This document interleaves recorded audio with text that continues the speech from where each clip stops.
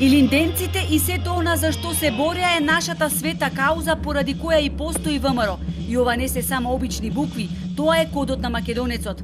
Ние како држава и општество мора да бидеме реални и да кажеме дека скршнуваме од тој пат на илинденците, затоа што карактерот на државата се обликува согласно личните интереси и амбиции на поединци. Истакна лидерот на ВМРО ДПМН Мицкоски во поздравниот говор на прославата што по повод Илинден традиционално се организира во Струшко Ташмаруништа.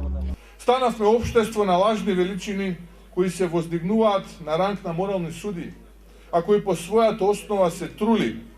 Погрешни примери кои доколку се компарираат со вредностите на западниот свет кон кои се стремиме се апсолутно маргинални, ќе бидат отфрлени и неконкурентни.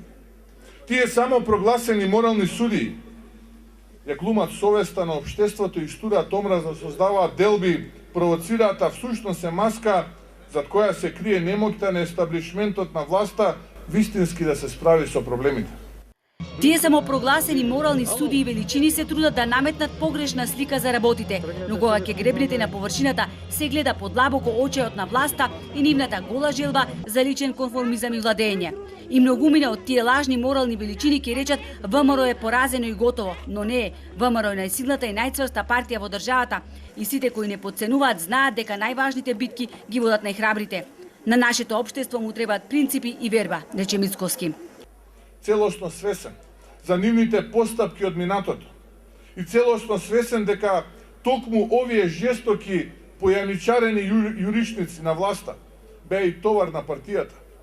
Сакам јасно и недвосмислено да истакнам дека јас, како претседател на ВМРО ДПМН, му се извинувам на народот за сите грешки и неправди кои овие луѓе ги имаат направено. Тие во ВМРО гледаат личен интерес, а јас во ВМРО ДПМН гледам кауза. Нашата земја мора да има правда, а не криминал и обвинителство кој го легитимира. Македонија заслужува комплетно нова генерација на политичари и смена на транзицијските ликови. Ова е надпревар кој се игра до последната минута, па така и со формирањето на владата. Огромен број луѓе, рече Мицкоски, со неверување гледаат на резултатите од изборите и пропуштената шанса и ова го сметаат за украден резултат, но нема откажување. Борбата продолжува, порача Мицкоски.